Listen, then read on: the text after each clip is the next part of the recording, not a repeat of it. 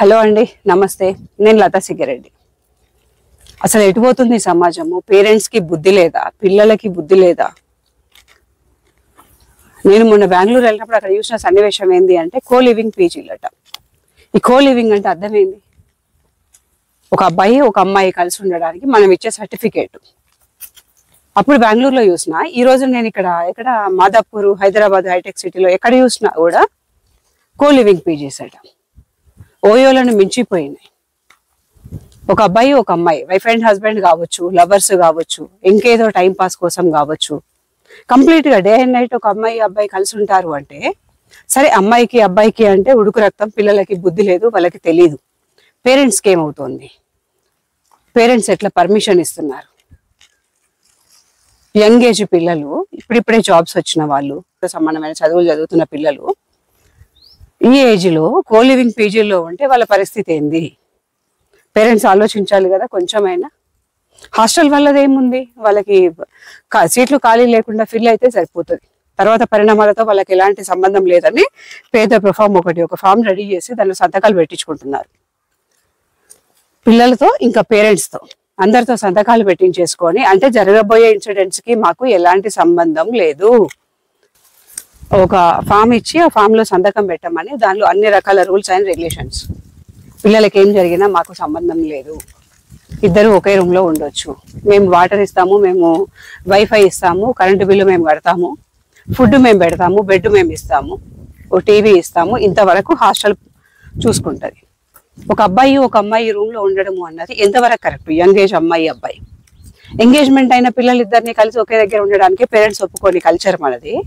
ఇలాంటి కల్చర్ లో పుట్టిన మనము అబ్బాయిని అమ్మాయిని కలిసి ఒకే రూమ్ లో ఉంచి వాళ్ళు సిస్టమేటిక్ ఉంటున్నారు, నా బిడ్డ పద్ధతిగా ఉంటది, నా కొడుకు పద్ధతిగా ఉంటాడు, మన పిల్లలు పద్ధతిగానే ఉంటారు, వాళ్ళ ఏజ్ ఉండని ఇది కదా.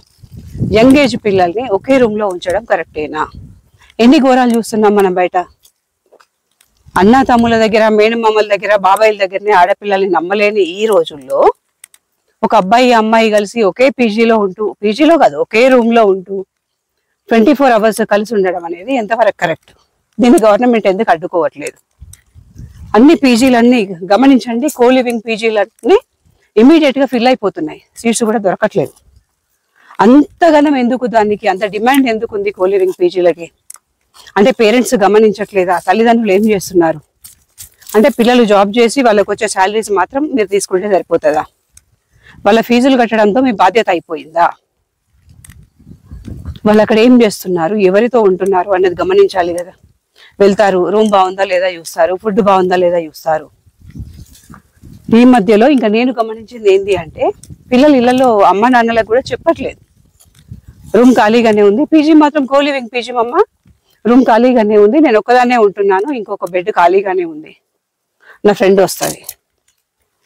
అబ్బాయిలు కూడా అట్లే చెప్తున్నారు, అమ్మ నేను ఒక్కడనే ఉంటున్నాను, పక్క బెడ్ ఖాళీ.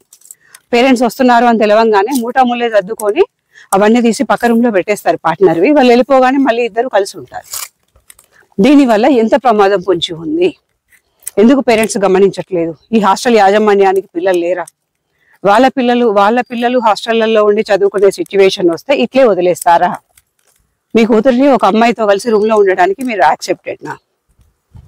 అట్లనే మీ కొడుకుని తీసుకెళ్లి వేరే అమ్మాయితో పెళ్లికి ముందే ఒక రూమ్ లో ఉంచేయడానికి మీరు రెడీనా? ఆడపిల్లలు అంటే ఎన్ని ఉంటాయి, ఎన్ని పర్సనల్స్ ఉంటాయి, ఇవన్నీ ఒక అబ్బాయితో ఎట్లా షేర్ చేసుకోగలుగుతారు? ఇంట్లో తండ్రితో షేర్ చేసుకోవడానికి, అన్నదమ్ములతో షేర్ చేసుకోవడానికి ఇబ్బంది పడతారే. అలాంటిది కో లివింగ్ పీజీ పుణ్యమా అని ఎట్లా షేర్ చేసుకుంటారు పరాయి అబ్బాయితో? అంటే ఇల్లీగల్ గా ఓయోలో లాడ్జీలను మించి కో లివింగ్ పీజీలు తయారవుతున్నాయి. దీనికి బాధ్యులు ఎవరు? అసలు ఎవరి కోసం ఈ కో లివింగ్ పీజీలు? ఖచ్చితంగా దీనిపైన గవర్నమెంట్ దృష్టి పెట్టాలి, తల్లిదండ్రులు దృష్టి పెట్టాలి. మన పిల్లల్ని మనమే కాపాడుకోవాలి. అరగంటకి, పావు గంటకి, 10 నిమిషాలకు ఒక రేపు జరుగుతుంది బయట. ఇలాంటి సిచ్యువేషన్ లో ఈ కో లివింగ్ పీజీలు అని చెప్పి ఎట్లా వదిలేస్తున్నారు పిల్లల్ని? అంటే మీ పిల్లల భవిష్యత్తును మీరే చేతులారా ఖరాబ్ చేస్తున్నారా? దయచేసి తల్లిదండ్రులారా కొంచెం ఆలోచించండి. మీ పిల్లలు ఎక్కడ ఉంటున్నారు, ఎవరితో ఉంటున్నారు? పీజీ అనగానే, కో లివింగ్ పీజీ అనగానే ఫస్ట్ మీరు కట్ చేసి పడేయండి. వద్దు బిడ్డ కో లివింగ్ పీజీలో వద్దు, గర్ల్స్ అయితే గర్ల్స్ పీజీలో ఉండండి, బాయ్స్ అయితే బాయ్స్ పీజీలో ఉండండి అని చెప్పండి. అమ్మాయిలే కాదు, అమ్మాయిలే కాదు అబ్బాయిలకి కూడా చాలా డేంజర్ ఈ కోలివింగ్ పీజీలు అనేటివి. వాళ్ళ భవిష్యత్తు దెబ్బతింటది. పిచ్చి పిచ్చి ఆలోచనలతో వాళ్ళ ఫ్యూచర్ పైన కాన్సన్ట్రేషన్ పెట్టలేరు, వాళ్ళ గోల్స్ ని రీచ్ అవ్వలేరు. అందుకని పిల్లల తల్లిదండ్రులు ముఖ్యంగా హాస్టళ్లలో ఉండి చదువుకునే, హాస్టళ్లలో ఉండి ఉద్యోగాలు చేసే యంగ్ ఏజ్ అన్మ్యారీడ్ పిల్లల తల్లిదండ్రులు దయచేసి కొంచెం ఆలోచించండి. ఈ కో లివింగ్ పీజీలని అవాయిడ్ చేయండి. వీలైనంత తొందర వాటిని రూపుమాపితేనే మన సమాజాన్ని, మన సాంప్రదాయాలను, మన సంస్కృతులను మనం కాపాడుకున్న వాళ్ళం అవుతాం. మన సాంప్రదాయాలను కాపాడుకోవడం మన చేతుల్లోనే ఆధారపడి ఉంది. దయచేసి తల్లిదండ్రులారా కొంచెం సీరియస్ గా తీసుకునే ఇష్యూను. కోలివింగ్ పీజీల యాజమాన్యం కూడా కొంచెం ఆలోచించండి. ఆ స్థానంలో మీ పిల్లలు ఉంటే మీరు ఏం చేస్తారో ఆలోచించి వీలైనంత వరకు గర్ల్స్ కి సపరేట్ గా గర్ల్స్ హాస్టల్, బాయ్స్ కి సపరేట్ గా బాయ్స్ హాస్టల్ అరేంజ్ చేయండి. దయచేసి పిల్లల భవిష్యత్తును కాపాడండి.